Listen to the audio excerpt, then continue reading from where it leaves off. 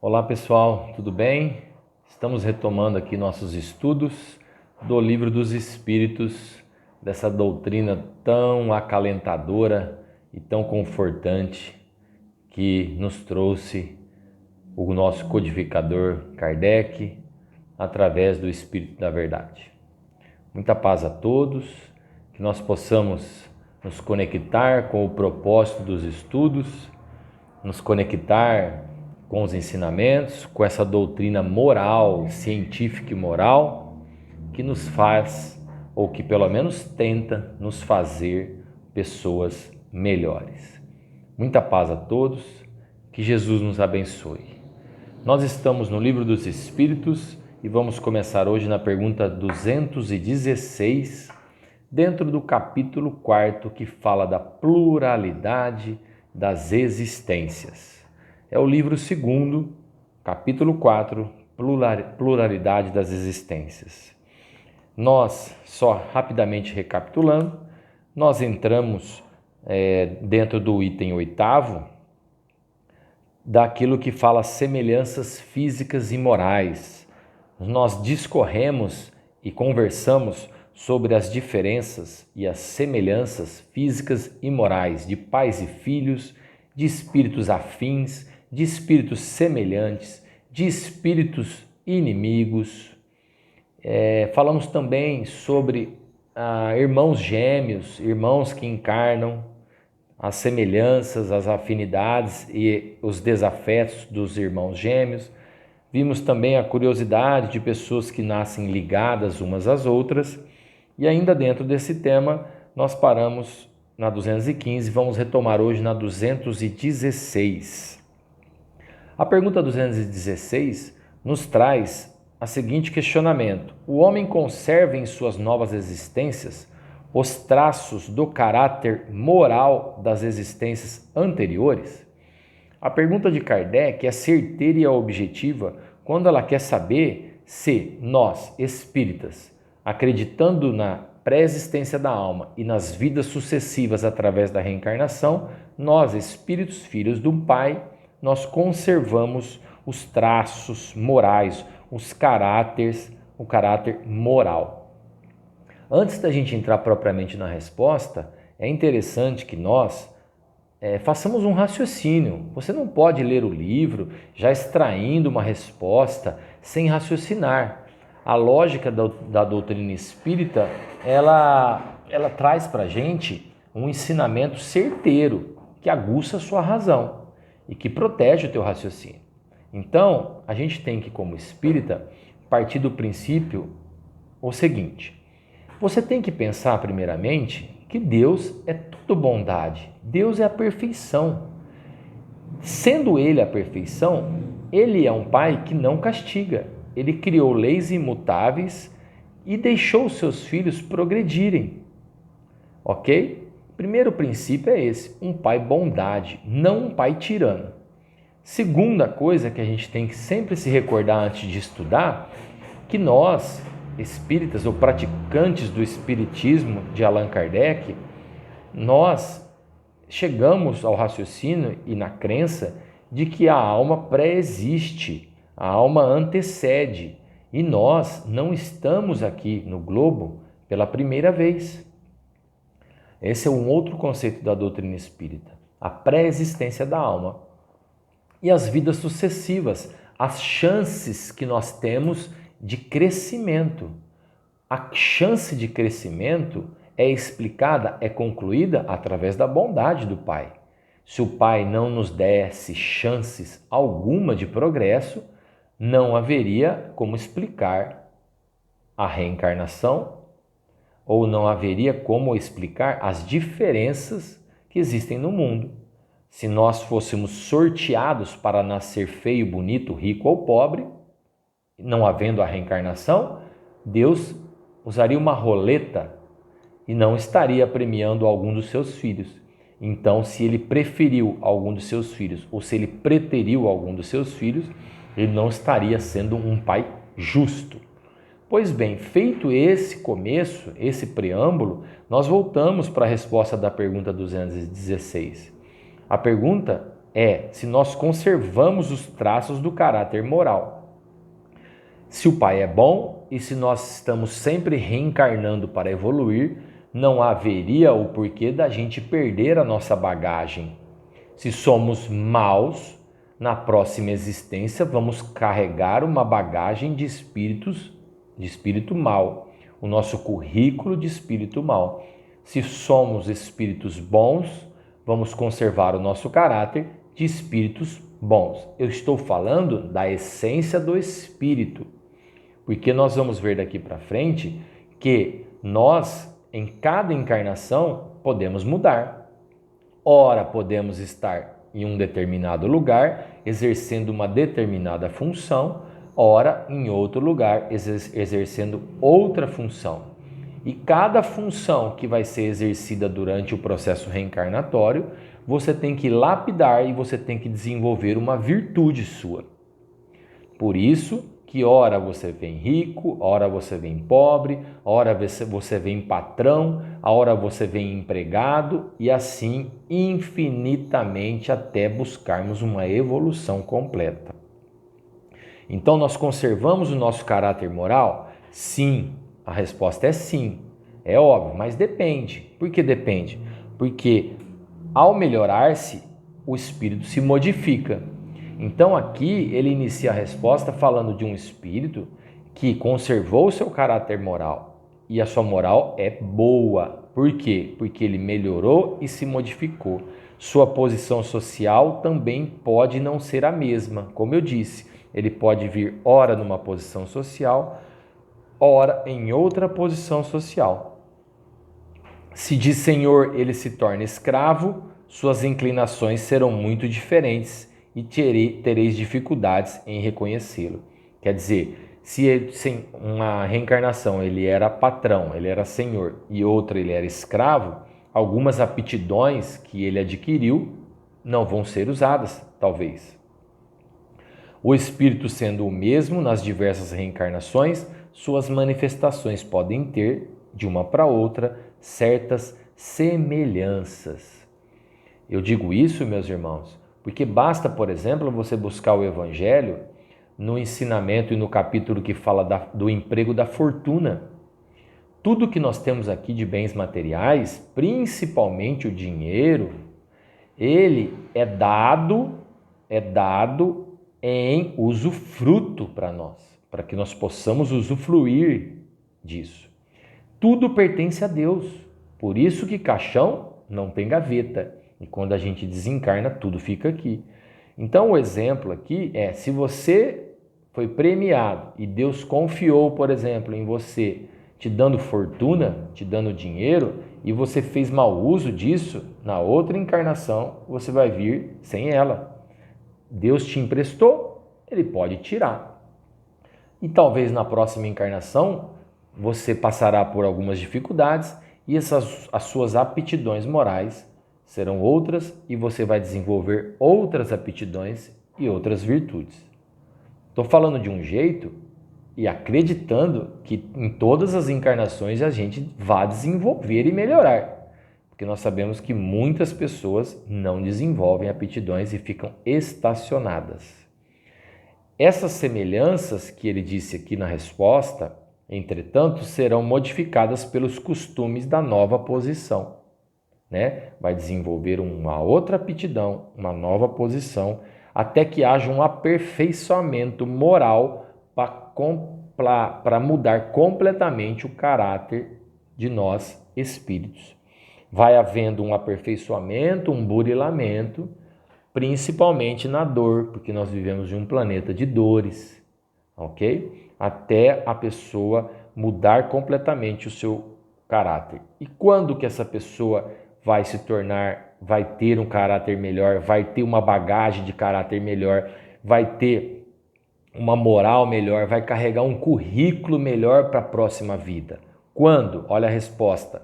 Pois quando ele parar de ser orgulhoso e mau, quando ele se tornar humilde e humano, vírgula, olha o final da resposta, vírgula, desde que se haja arrependido. Meus irmãos, quem vive nas trevas não é salvado, não recebe o resgate nas trevas, não recebe o resgate se não se arrepender. O primeiro passo para que haja o resgate celeste, para que a misericórdia de Deus te abrace, para que você seja dado a você uma nova chance de seguir num processo reencarnatório, a chance de você se encaixar em outra família para vir encarnar na Terra. O primeiro passo de um espírito nas trevas, trevoso, envolvido em ódio, em vingança, é o arrependimento. A resposta termina falando em arrependimento porque não adianta nada você reencarnar e falar de manter os traços de caráter moral se você não se melhorou. Se você vem repetindo as mesmas coisas em todas as encarnações sucessivas, em uma, em duas, em 10 reencarnações, você não se melhora. O seu caráter moral é baixo, você está carregando um currículo ruim. E as suas encarnações vão ser semelhantes, sem progresso.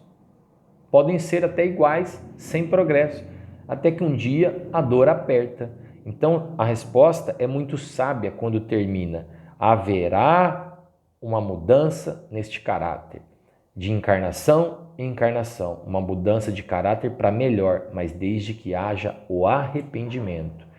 É requisito essencial que haja o arrependimento. Senão, a salvaguarda, a misericórdia de Deus não chegará, de jeito nenhum. Quando o espírito trevoso roga o arrependimento e o perdão, ele é resgatado e é dado para ele a oportunidade de reiniciar. Por isso que o Pai é perfeito. O reinício é eterno. Beleza? 217 nos traz: nas suas diferentes encarnações, o homem conserva os traços do caráter físico das existências anteriores? Essa pergunta, ela aguça muita gente, porque você já viu até em filmes, né? Pessoas que reencarnaram tantos anos depois das outras, que nem se conheceram em continentes diferentes, se parecerem muito com espíritos do passado, né? Com espíritos encarnados que passaram pela Terra do passado. Então a pessoa vê no filme, principalmente de romance, né? Ou de drama, eles acham uma foto de um antepassado, de uma outra família que se parece muito com outra pessoa. Essa pergunta ela é interessante porque lá atrás, no vídeo passado, nós falamos sobre semelhanças físicas e morais.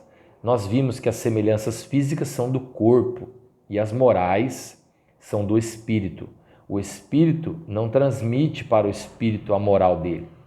Tá? O que nós transmitimos é o DNA, é o corpo, é a massa, é a carne, tá? Em razão do nosso vínculo sanguíneo, né? Cada um é individual e evolui. Claro que o pai tem responsabilidade moral sobre o filho, isso nós vimos também que é outra coisa.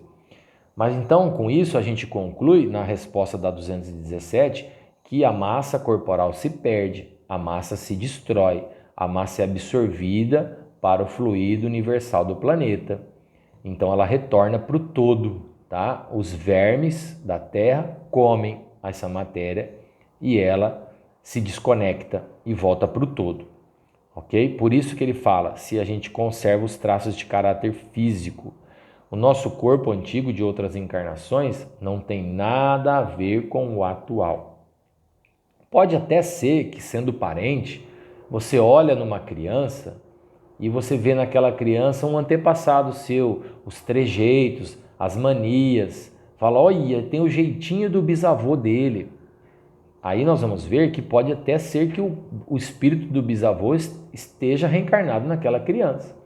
E o espírito, por comandar o corpo, ele transmite ao corpo e aos órgãos alguns trejeitos espirituais que ele tem. E a pessoa aqui em vida, olhando e reconhecendo aquelas manias, aqueles tiques, aqueles vícios, ele fala, olha como parece com o bisavô, tá? Então é isso que a 217 está perguntando. E ela responde, os espíritos respondem: o corpo é destruído e o novo corpo não tem nenhuma relação com o antigo, nada a ver. Entretanto, o espírito se reflete no corpo. Olha aí o que eu acabei de dizer. Os órgãos acabam absorvendo o que o espírito é. E embora seja apenas matéria, o corpo é modelado pelas qualidades do espírito, que o espírito lhe imprime um certo caráter, principalmente ao semblante, sendo, pois, com razão que se aponta os olhos como o espelho da alma, o que quer dizer que o rosto, mais particularmente, reflete a alma. Os filósofos, os apaixonados, falam muito isso, né? Que os olhos são o espelho da alma. Na filosofia, a gente escuta muito isso em frases românticas, né? Que os olhos são o espelho da alma. Por quê? Porque aquele espírito acaba refletindo o que ele é através do novo corpo que ele está, através dos órgãos, e aí ele passa a imprimir um certo caráter, tá? Você acha que aquela pessoa, aquele espírito, você não sabe que aquele espírito encarnado é um conhecido seu, por exemplo, mas ele leva um jeitinho de uma pessoa, de um antepassado, e ele acaba transmitindo isso para o corpo. E aí os espíritos terminam. Há pessoas que são feias, que no entanto tem alguma coisa que agrada quando encarnam nelas um bom espírito, sensato, humano. Às vezes a gente vê espíritos que vêm passar por provas sem beleza alguma, deficiência, e por trás daquela pessoa, daquela carne, tem ali um espírito encarnado bondoso. E você, quando você passa a conhecer essa pessoa sem beleza, sem nada, você acaba até gostando dela, se apaixonando por ela, porque ela é uma pessoa de bom coração, tá? E tem pessoas com belos semblantes que nada despertam de curiosidade. Pessoas lindas que, se você conversar com ela ou você conviver com ela, você acaba repelindo elas, você acaba repulsando elas. A resposta continua: poderias supor que só os corpos perfeitos envolvem espíritos mais perfeitos que eles? Então a gente acha que só as pessoas belas ou os corpos bonitos carregam um espírito evoluído. Nem sempre, tá?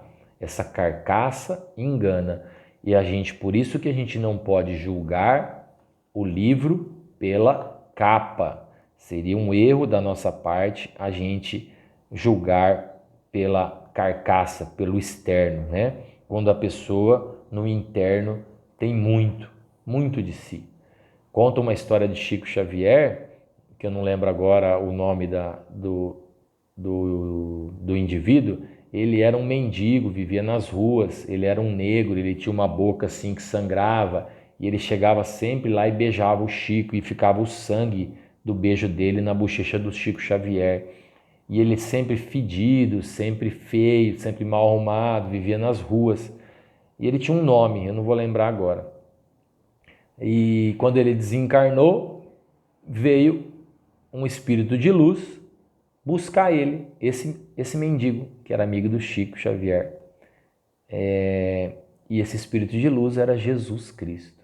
Então, olha o cabedal moral, de caráter moral que esse espírito tem, e veio habitar um corpo feio, um corpo distorcido, um corpo disforme. Sem uma parecença pronunciada, a semelhança dos gostos e das tendências pode dar, portanto, aquilo que se chama um ar de conhecido. Então, às vezes você vê numa criança, num bisneto, o trejeito do avô, do bisavô, que dá um ar de semelhança, que dá um ar de gosto. Isso tudo é reflexo do espírito transmitindo para o corpo. E se é reflexo do espírito, é a bagagem que o espírito tem de outras vidas. Nós vamos ver aqui mais para frente. Kardec, nas letras pequenas, ele acaba explicando a resposta. Ele acaba sendo até redundante, repetitivo na resposta da 217. Nas letrinhas pequenas aí que você está com o seu livro. Diz assim: o corpo que reveste a alma numa nova encarnação não tendo nenhuma relação com o corpo anterior, pois que pode provir de origem muito diversa, seria absurdo supor-se uma sucessão de existências ligada por uma semelhança apenas fortuita. Então, não haveria como supor, tá, que um espírito venha com o corpo igual, porque ele estaria ocupando nova função. Ele não estaria começando do zero, porque o espírito não perde sua bagagem, tá? Não obstante, as qualidades do espírito modificam quase sempre os órgãos que servem para suas manifestações. Então, o espírito acaba modificando o corpo. Sabe quando você vê uma pessoa que pode até ser feia, desculpa falar assim, sabe? Mas você fala com ela, ela te enche, ela te preenche, você sente uma alegria, um amor, uma vontade de estar com ela. É o espírito que modifica até o semblante. Parece que você olha nos olhos e no sorriso da pessoa, a pessoa te faz bem. E o espírito modifica até os órgãos e imprime nos órgãos, no corpo que ele está, um caráter muito, muito peculiar. E você acaba reconhecendo nesse espírito alguma familiaridade, tá? É assim que, sob o envoltório mais humilde, podemos encontrar uma grande pessoa, um grande espírito, uma grande dignidade de espírito. Enquanto sob o hábito do Senhor, vemos algumas vezes a baixeza e a ignominia. Ignominia é quando a pessoa é desonrada, é virada ao mal. Então ele fala, nas pessoas humildes, às vezes a gente encontra grandes espíritos, com grande sabedoria. E nos senhores, um senhor, quando ele fala senhor aqui é alguém com cargo, com dinheiro, a gente encontra baixeza. Certas pessoas, saídas da mais ínfima posição, adquirem sem esforços os hábitos e as maneiras de alta sociedade, parecendo que reencontraram o seu elemento, enquanto outras, malgrado o seu nascimento e sua educação, estão ali sempre deslocadas. Então a gente vê isso na sociedade, né? A gente às vezes vê uma família muito rica, muito abastada, com muitas oportunidades, e ali reencarna um espírito que não está locado corretamente. Parece que ele não vive. As más línguas da sociedade falam que esse espírito seria a ovelha negra. Ele não se encontra. E às vezes pessoas humildes, muito simples, têm hábitos sublimes, têm uma educação, têm uma postura, têm uma linguagem diferente, né? Cuidado, né? Que a boca fala daquilo que está cheio o coração. Tomem cuidado com isso. Como explicar este fato de outra maneira, se não dizer que é o espírito, a pré-existência da alma, que está ali por trás, executando isso e imprimindo no corpo as suas qualidades, as suas virtudes ou os seus defeitos. Porque nós falamos agora de espíritos que imprimem as suas qualidades no corpo, mas também tem espíritos que imprimem no corpo os seus vícios, as suas mazelas e os seus defeitos. Legal? Item 9, é isso? Nós passamos pelo 8º, 5, 6, 7, 8, agora estamos no 9. O tema agora é ideias inatas. Ideias inatas é muito interessante, não é? A gente vê isso, exemplo de ideias inatas, todos os dias. Todos os dias. Para começar, a gente poderia dar exemplo de uma criança que fala, nossa, ela aprendeu a ler tão cedo. Nunca ninguém ensinou ela a tocar piano. Cada resposta que essa criança me dá, meu Deus do céu, da onde vem isso?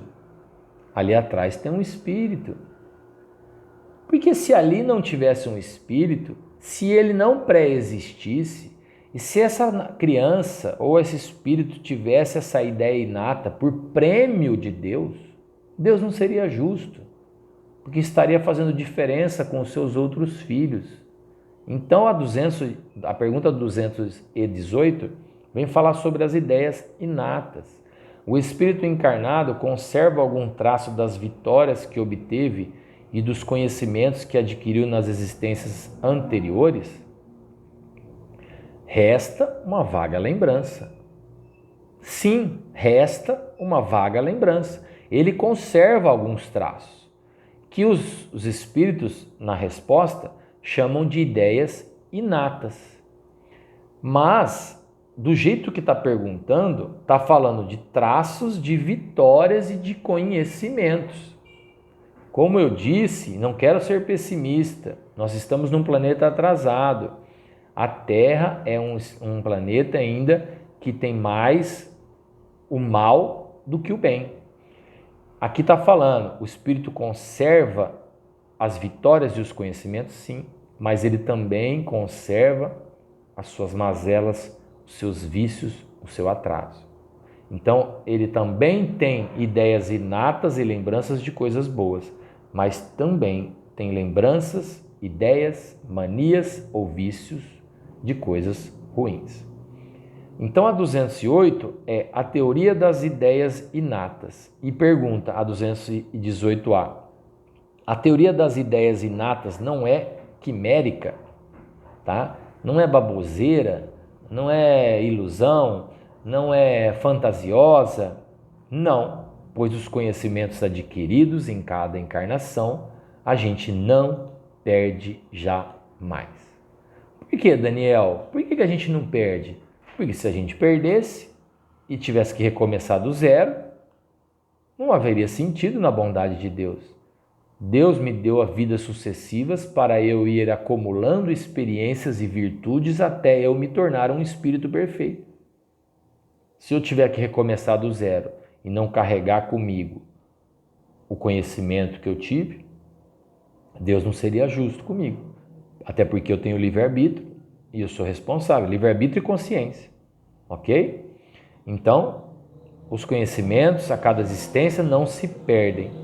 O espírito liberto da matéria sempre se recorda. Quer dizer, quando ao desencarna, o espírito fica livre e ele tem uma visão mais macro, mais ampla de quem ele é, desde que ele foi criado.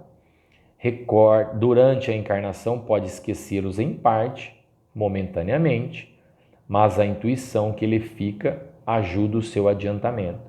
Então essas ideias inatas, falando de ideias boas, acaba fazendo com que ele se recorde ou tenha sensações de algumas delas e isso impulsiona o adiantamento do espírito. Nós sabemos que Deus não nos deu o dom, não sei se é o certo falar em dom, mas Deus não nos deu o conhecimento das vidas passadas quando estamos encarnados. Nós temos o esquecimento das outras vidas, para que isso não atrapalhe, para que a gente não reconheça na rua, por exemplo, um inimigo de outra vida. Nós sabemos disso, mas não é disso que nós estamos falando. Nós estamos falando de ideias inatas, sensações que a gente pode até chamar de instintivas ou de intuitivas através do nosso anjo da guarda, que nos dá uma ajuda para o nosso adiantamento. Sem isso o espírito ele sempre teria que recomeçar. Isso seria uma injustiça. A cada nova existência, o espírito toma como ponto de partida aquele em que se achava na precedente. Aí ele vem para a próxima encarnação, ajustado para exercer uma nova função, ou repetir ou expiar uma função que ele errou ou que ele não cumpriu, certo? Tropeçou, repetiu de ano na lei da vida, na escola da reencarnação. 208b continua no raciocínio. Deve então haver uma grande conexão entre duas existências sucessivas, tá? Então, Kardec quer dizer qual que é essa conexão de duas existências sucessivas. Quer dizer, eu morri nessa, já vou nascer logo, tá? Então, nem sempre existe essa conexão. Por quê? Porque nós não sabemos qual o intervalo delas. Nós não lembramos aqui na Terra qual que é o intervalo de uma encarnação para outra. E durante esse intervalo de uma encarnação para outra, a gente pode adquirir experiências, pode adquirir um crescimento, podemos até progredir um pouco no plano espiritual, estudar, ajudar, tá? Então a conexão entre duas existências, duas encarnações sucessivas, quer dizer, uma após a outra, nem sempre são iguais ou estão realmente ligadas, podem ser diferentes, porque o intervalo entre elas pode ser diferente e as funções que você vai exercer na próxima pode ser diferente também. Qual a origem das faculdades extraordinárias dos indivíduos que, sem estudo, parecem ter uma intuição de certos conhecimentos como línguas, cálculo e etc? É a pergunta 219 que eu acabei de dizer. Aquelas crianças, aqueles espíritos que nascem já com um dom, né? É o espírito que carrega isso. E ele transmite para o corpo, tá? Ele vem já desenvolvido. É claro, ele só tem essas ideias desenvolvidas e traz precocemente, como por exemplo numa criança, traz precocemente se ele fez bom uso disso. É a lembrança do passado, o progresso anterior da alma, mas do qual ela mesma não tem consciência. Então, encarnado, ela esquece do passado, ela não tem consciência disso, mas ela tem, é latente nela, é espontânea, é latente, ela usa isso, né? É um grande matemático, um grande músico, um grande pintor. As crianças hoje em dia são muito precoces e despertam isso mais. Eu lembro que perto da minha filha que tem 13 anos, eu com 13 anos eu era um bobão. Acho que eu sou bobão até hoje, mas eu era um bobão. A minha filha hoje com 13 anos vem com cada pergunta e resposta e raciocínios. Não estou dizendo que é porque é minha filha não, mas você percebe que ali atrás tem um raciocínio mais lógico de bondade e de fraternidade. As crianças estão com um aspecto, com um caráter maior de fraternidade. Eu vejo isso muito nas crianças. Então é a lembrança do passado, vem do espírito, tá? O corpo muda, mas o espírito é o mesmo. Pergunta 220. Como a mudança dos corpos pode perder certas faculdades intelectuais, deixando de ter, por exemplo, o gosto pelas artes? Você não perde a faculdade intelectual de gosto pelas artes, por exemplo. Você fica adormecido.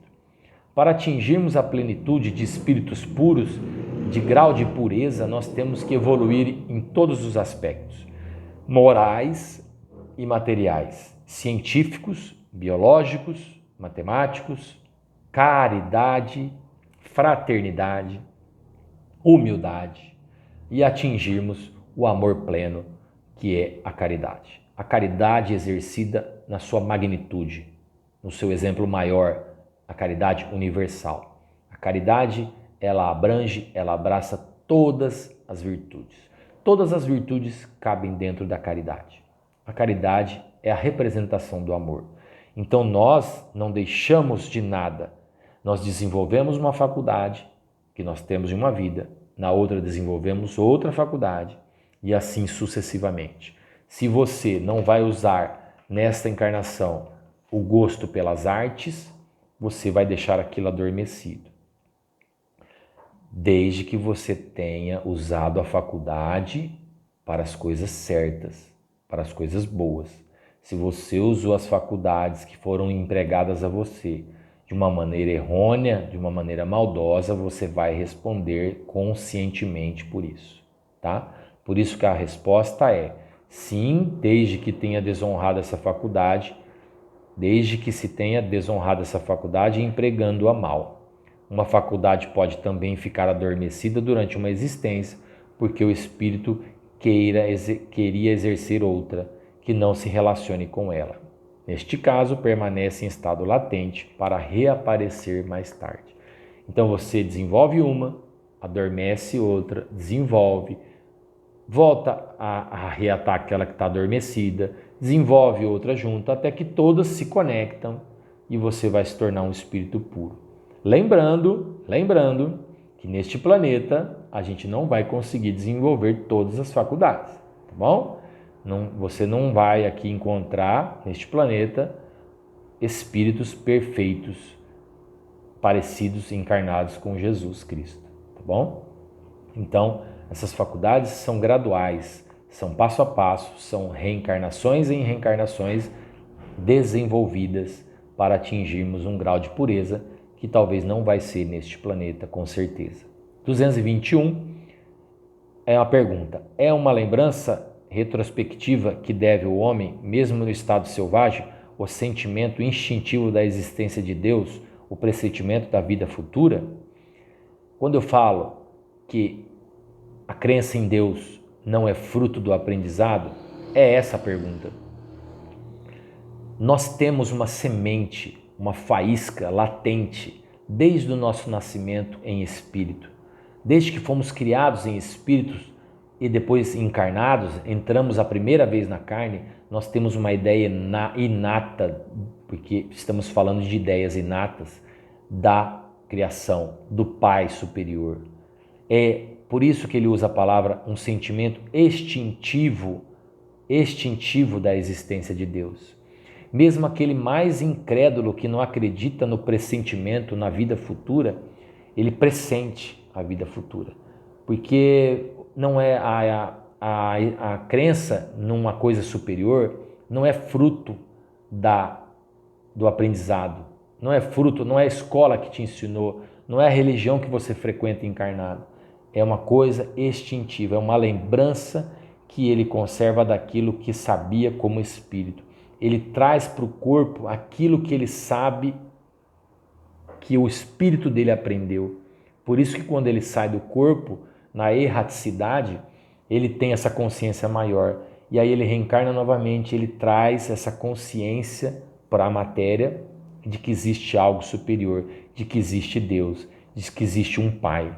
E tem um pressentimento de que existe a vida futura, que não pode haver o fim, o inferno, o julgamento final sem uma chance. Então é uma lembrança. Só que o que apaga esse instinto? O que abafa esse instinto do corpo ou do espírito encarnado, da crença de Deus? É o orgulho. O orgulho é a ignorância do espírito.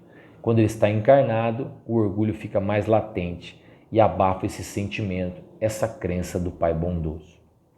A 221A, para a gente terminar, é a mesma lembrança que se deve em certas crenças relativas à doutrina espírita que se encontram em todos os povos?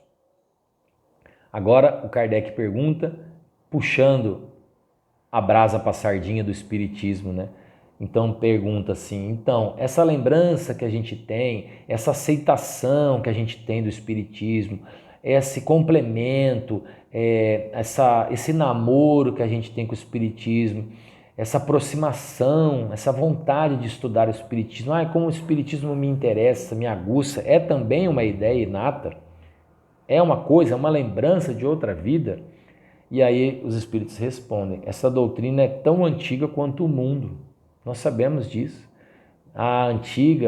Os antigos, já a comunicação com os mortos veio bem antes de Moisés. Moisés proíbe, né, no evangelho, no primeiro evangelho, o Velho Testamento, já proíbe essa comunicação com os mortos, porque estava talvez na época uma comunicação desenfreada. Então essa doutrina espírita já é muito antiga, muito mais antiga do que a gente imagina. E é por isso que encontramos ela por toda parte. E é esta uma prova da sua veracidade. O que o Espiritismo veio em 1857 trazer através de Kardec?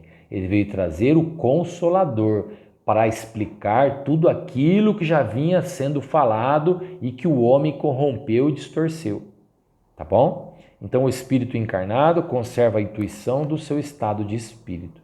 Tem a consciência instintiva do mundo invisível, mas quase sempre ela é falseada pelos preconceitos e a ignorância mistura a ela a superstição.